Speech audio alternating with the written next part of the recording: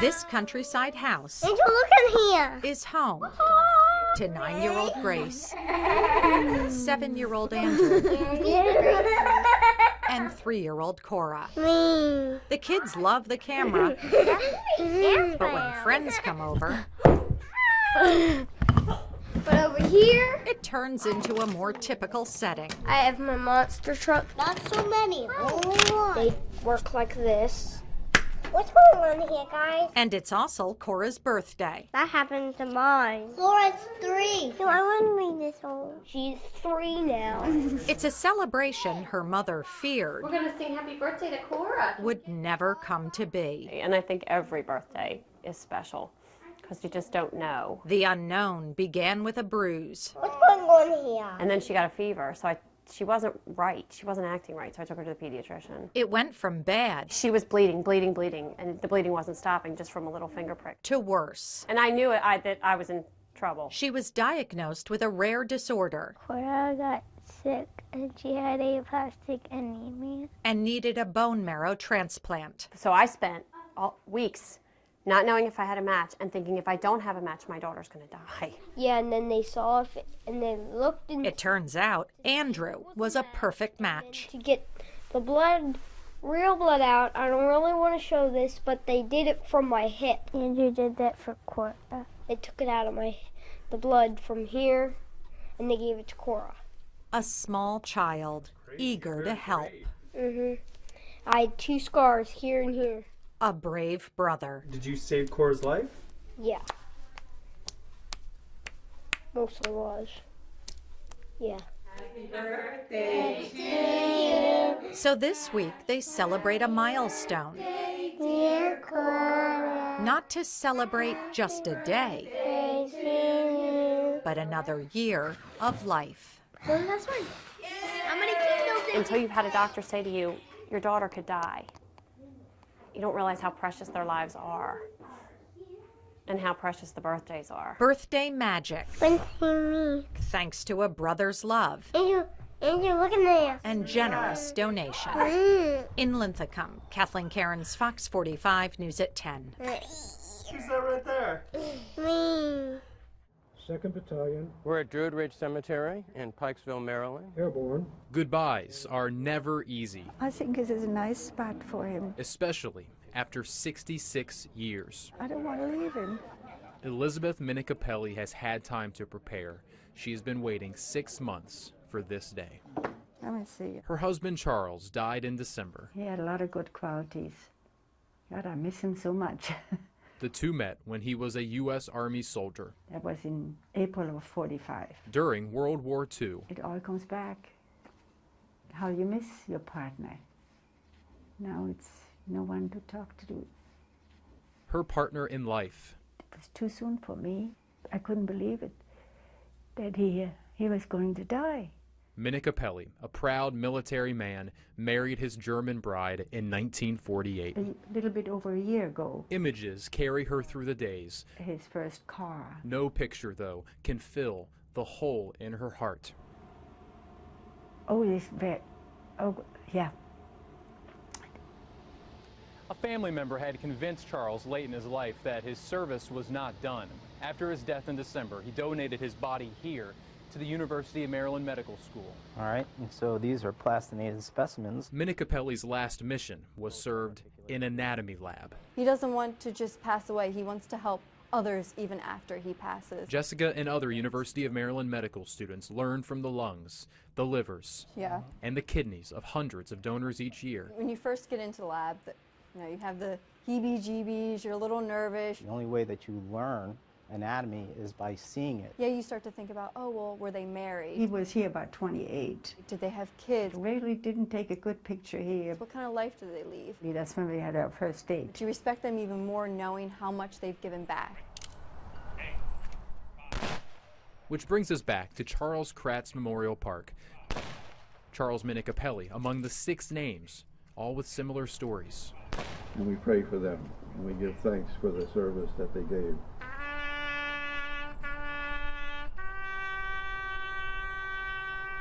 Maryland veterans all, donors all, 6 men with service in life to country and service after life to medicine. Closure comes in the form of a flag. These people were all giving even after their death. Please accept this flag as a symbol of our appreciation for the honorable and faithful service of your loved one. Thank you. Thank you. Alongside Elizabeth, a familiar face. Convincing him to donate his body is an honor. Granddaughter Jessica. Seeing my grandmother so upset, that's what hurts. And soon to be Dr. Minna Capelli. Putting his ashes away and having to say goodbye. It's true. Goodbyes are certainly not easy. It's just a remains, Mom. It's just a remains. Elizabeth will donate her body when the time comes. She will join Charlie after her service is complete. You did a wonderful thing. This is final. Right now it's final. In Pikesville, Paul Gessler, Fox 45 News at 10. Are you ready to go ahead and segment? Yes. No. All good. From an early age, And sound out the words. Very good. Excellent. we learn the power A. Very good, Daquan. of words. What in the Little Red Hen is a repeating pattern? C-A-K-E. Words that build us, Hey, good morning. It's 9:42. Summer's finally here. Give me a guy inside, offensive guy. shape us, Give me 2 guys up top. Oh, nice shot. and sometimes You might be having some things thrown at you today. Oh, perfect. Nice. Right? What if? define us. My word going into 2008 was actually life. It's something that Jimmy Page started doing 15 years ago, Life. choosing one word Life. to guide him through the year. Because at the time, I was experiencing frustration and failure, and I thought this is just radical enough that I'm going to give it a shot. And so it became tradition for Jimmy and his wife Evilise and their 4 children. What word will encompass this year for us? And as I went into the year, I thought, life, man, it means live it to the full. This is going to be an exciting year. But life had other plans. And I think our biggest challenge was when I got sick in 2008 with cancer. A word that strikes fear. You know, it was a very difficult time trying to avoid the fear and try to grip our family. But in another word, Evilise found hope. I really felt like my word needed to be believe. I needed to believe that I would continue to stay well. I needed to believe that good things were ahead. We discovered that we had stumbled onto something pretty powerful. And that's why Jimmy decided to put one word into 82 pages. And the message spread. Way to go. Way to stand tall. Good job, Flocker. Good job, Vito. From the lacrosse field. I really thought about, I'm going to have each of our seniors come up with a word for them this year. Relentless. Focus. Family. Through that, we came up with a word for the season, and that word became commitment. Commitment. Commitment. Where do we see him in this building? The road not taken. To the classroom. One word is a simple way to stay focused and stay positive. Dream. Opportunity. Courage. Able. Good morning, 9:10. I'm Tracy. To the airwaves. You ever just feel like you're just kind of stuck? Just stuck in a rut. My word was new. To the beauty shop. We're busy fixing other people. Are you still using all of our products? Especially in this industry. But so often we forget, right in that same mirror is our reflection. One word. Harmony. Spreading to thousands of people. Focus. Relentless. Commitment. Courage. In our humble beginnings of this, even our wildest dreams, we never would have thought that it could have that kind of power. But it's been powerful. Dream. Opportunity. Able. Possible. It is possible. And it helps you to pull through those difficult days. Possible means that you can do anything. And no one knows that word better than Evilise Page. And it's been 4 years now, completely cancer-free. God really did a miracle. A miracle that started New. Life. with the power Love. of one Believe. word. Believe. It's Michelle's 40th birthday. I cannot believe everything is happening. With a limo sitting in the driveway, Front seat? her friends load it with gifts. It's like stuffing a bus. But the gifts are not for Michelle. Hooray, everybody smile. Happy birthday. And so begins their celebration. Today's my birthday. We're doing random acts of kindness. We're paying it forward. An unusual quest, since the first stop is St. Joe's Hospital. There's a lot of stuff in there. Around the corner, How are you? This is for you. Well, thank you, Michelle. Thank you. you see, for her 40th, Michelle is doing 40 acts of kindness. This is for your mother. Oh my goodness, it's emotional. So, thank you. But coming here was not random. We are delivering bags of cheer to the cancer patients and dropping them off to all the chemo chairs because in 1 week I will be sitting in their place getting my chemo treatments. Michelle is battling breast cancer. I have received so much love, support, friendship, kindness that I just want to pay it forward today. It's just heartbreaking for all of us. And she's not alone. Giving back? Her sister Lisa has breast cancer too. Not something we would have, wanted to share, but we actually give each other strength. It's not easy for their mom. I cry every night when I go to bed. Every night. Thank you. Here you go. Now it's become a mission. Today's my birthday. We're doing 40 random acts of kindness. Strangers are surprised. We want to pay it forward to you. You have a great day. Random act of kindness, pay it forward. Thank you very much. Hope you win. That was great. I love that kind of stuff. $25. Here you go. Oh my goodness. You're awesome. Thank you.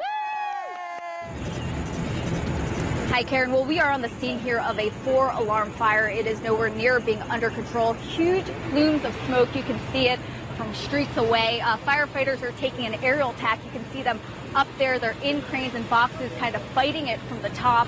We know that this business is the Three Brothers convenience store. It has been a fixture in this neighborhood for more than 50 years. People are very sad, just groups of people watching right now as it burns. Now we're told there were 14 employees. Everyone was able to get out. They were closing for the evening. They believe it may have started in the laundry area.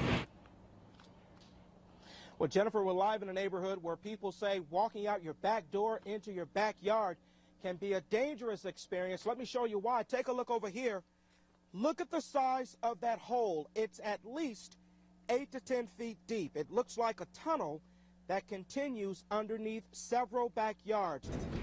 Well, this fire broke out less than 4 hours ago, and as you can see, firefighters are still on the scene tonight. They are dousing the hot spots in what used to be the center of the structure.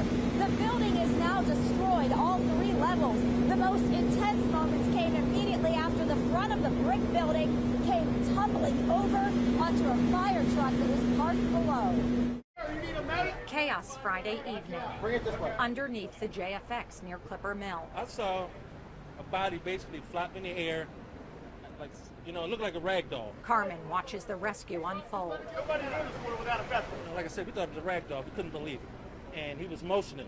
Traffic southbound comes to a dead stop when one accident on the highway leads to another crash. I thought the guy was dead. Rescuers find an injured officer on the bridge and a man in the water below.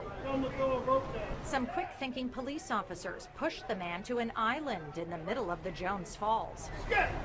Call 16 on the radio. As more rescuers arrive, a meticulous plan to rescue him begins to unfold. A ladder is used as a bridge. A crowd gathers and tension mounts as fast as the water is rising. The victim has fallen from a significant height. Now he has to make another dangerous journey, and rescuers are not taking any chances. It's slow moving. The victim's hands are braced with fear. At the other end, he's lifted up the embankment. It was something to see. They did a great job. They did a great job. The man appears to be in pain, but is finally safe. Great job for the firefighters and police officers to help. They did a great job. Calls to 911 report people trapped. Nikki was sleeping. I was laying down and I smelled smoke. And the next thing you know, I came out and this is what it was. Anybody need to go to the hospital? The fire at the apartment building on Gwen Oak Avenue is out of control. I know this wasn't nothing but God, though. I know. So it's just God, like for we had to get out of there. Residents ran from the burning building with their children. She was with Yeah. While they stay warm, firefighters go to battle. The fire was very stubborn. Everything is gone. Everything is gone. It's cool. It's all right.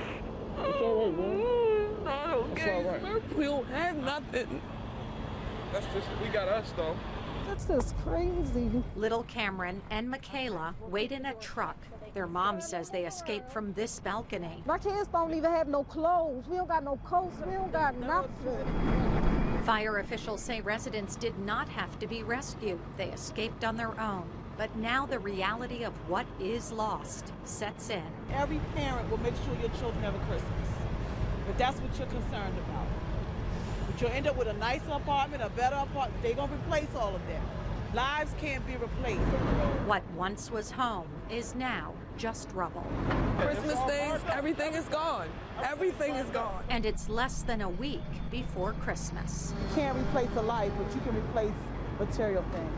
God is good. Live in high definition from WBFF in Baltimore.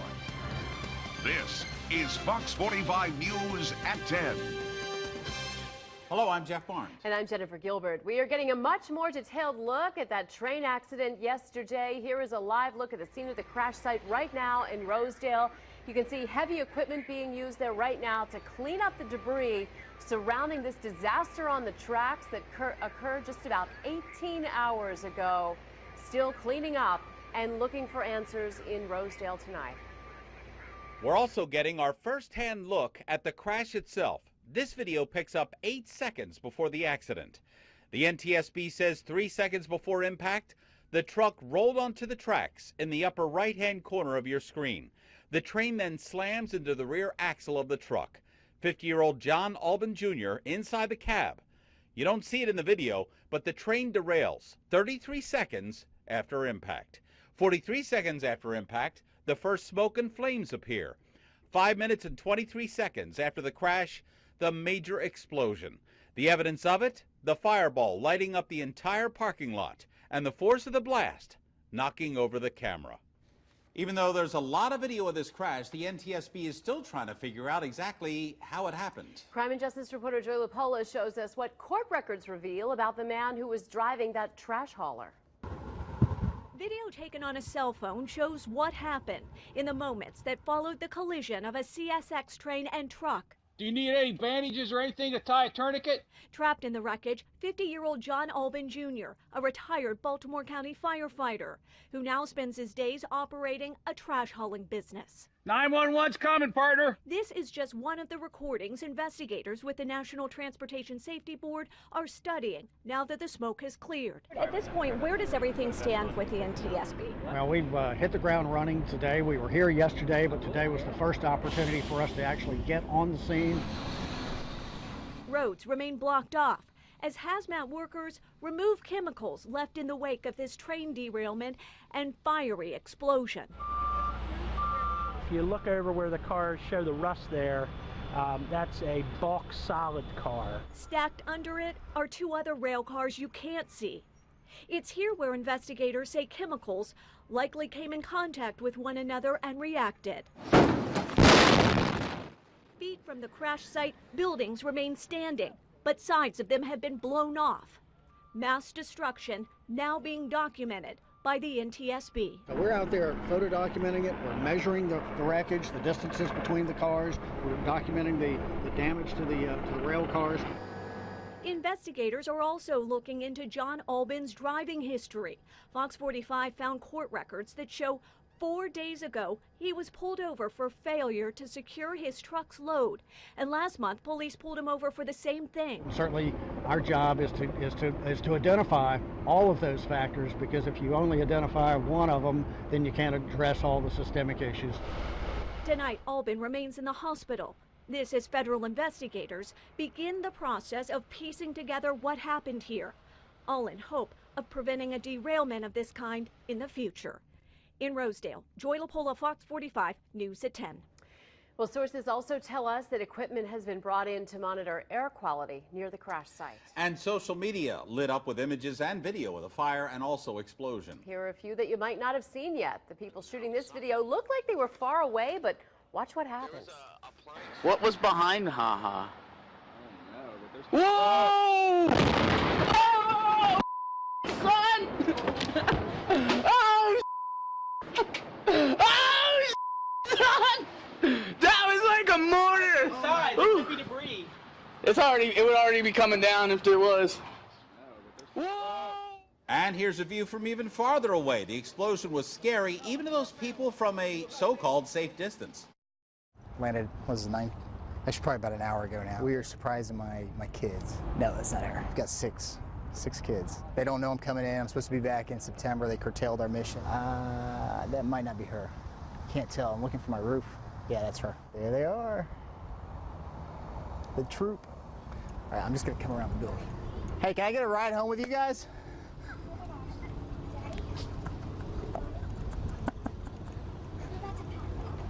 Are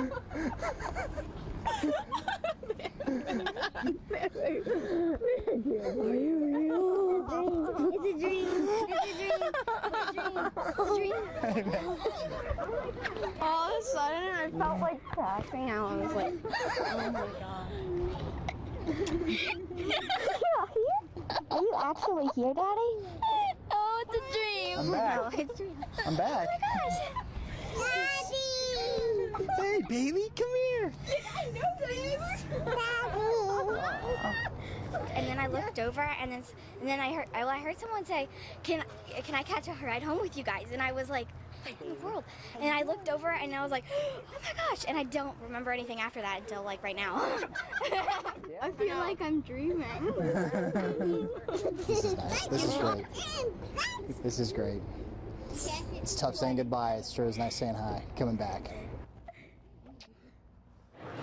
Today is World Juggling Day. So come on and watch some juggling. It's a day when all jugglers try and get out and juggle in public and share their passion for this art form with the rest of the world. Now, how many people out here can juggle? Learning how to juggle takes a good deal of practice in the beginning. But I think it takes maybe a couple months or years. And then you're gonna throw one and then the other. Just keep it going. Well, they can start off with 3 balls and then go all the way up to 7 balls. You learn to just pick up and deal with it. And a very wise juggler once told me to save your back, never pick up, always kick up. You have to try to catch all the balls at the same time. Can you pass? I'm ready. Oh, wow, that was quick. It's a very deep art form that's much more than throwing and catching. I think it's cool. It's something worth being passionate about, I think. From whistleblowers behind the scenes, my quota was 50 a day, to people on the street. I could go to the same van tomorrow and get another phone. The tale of a government program called Lifeline is always the same. I think the whole thing's a scam. Free cell phones given to people already on public assistance that has completely spiraled out of control. Waste and abuse, which has contributed to an escalating price tag that swelled from $800 million in 2008 to $2.2 billion in 2012. All funded by a charge on your cell phone bill. And now tonight, new evidence that despite promises of reform from Congress, But I don't think you all understand the anger that's out there in America.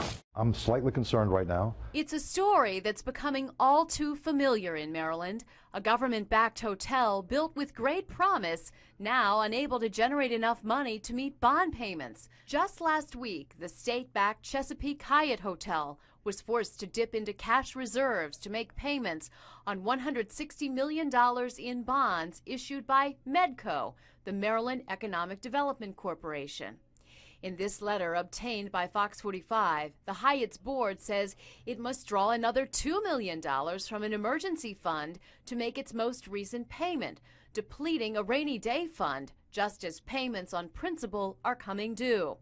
But the Hyatt is not the only government-backed hotel that's having trouble meeting its obligations. We're bringing in about $10 million net at the end, less than the projections had anticipated. Earlier this year, Baltimore's venture into the hotel business hit a snag. The Baltimore Convention Center Hotel was also unable to generate enough cash to make debt payments, raising concerns that taxpayers will have to bail it out. I have a dream. America, 50 years after Dr. Martin Luther King Jr.'s iconic speech. His message still inspiring. And because of him, I decided to go to college. Great strides have been made through the years. The Civil Rights Act, Equal Employment Act, the Voting Rights Act. legal moves to make the American dream accessible to everyone. And in 2008, a historic moment for the country. I, Barack Hussein Obama, do solemnly swear. America's first African-American president. But racial tension never far from the surface, as witnessed just 2 months ago. A single event capable of dividing a nation again. State of Florida versus George Zimmerman. Verdict: we, the jury, find George Zimmerman not guilty. We are demonstrating that the justice system has failed once again. Race in America. How far we've come and how far we have left to go.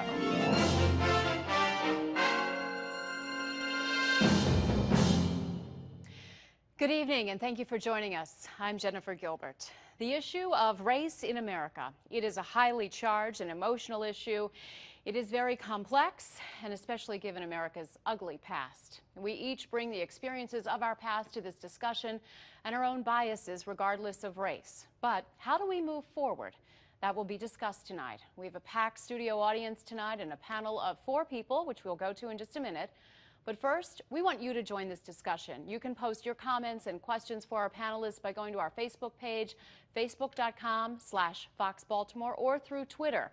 And we're using the hashtag tonight, Your Voice, Your Future. I'm going to be monitoring the comments and passing them on to our moderator, Mark Hyman. And with that, I'll turn things over to Mark, who is in Studio B with our Your Voice, Your Future Town Hall. Mark. Thanks, Jen. Welcome to Studio B. I'm Mark Hyman, host of Behind the Headlines and the moderator of the Your Voice, Your Future Town Hall series. You heard it. Tonight's topic is race in America. Race. We're conscious about it every single day. Tonight, we discuss it. Now, you heard Jen mention just a moment ago, we have a packed studio audience who's anxious to get started. They have a lot of questions they want to put to our panel of experts. So let's go ahead and meet them right now. Joining us this evening is Aisha Braveboy. She's a Maryland delegate from the 25th District representing Prince George's County. She's chair of the Legislative Black Caucus, and she's a candidate for Maryland Attorney General.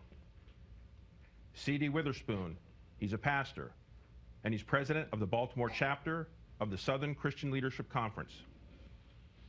Emmett Burns, he's a pastor, and he's a Maryland delegate representing the 10th District in Baltimore County.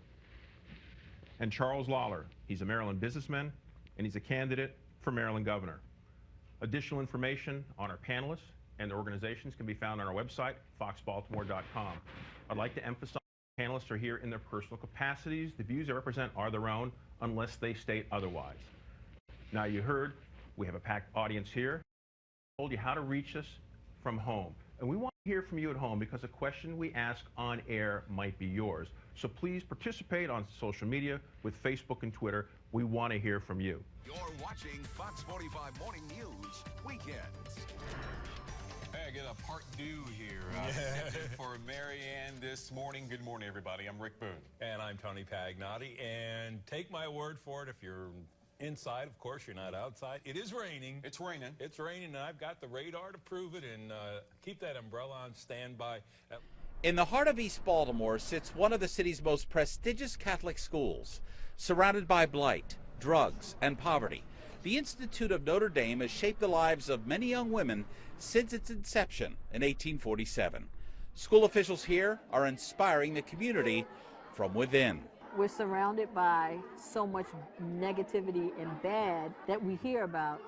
We are so proud that we give life and we promote life. The students at IND serve as mentors to young girls from 4 other schools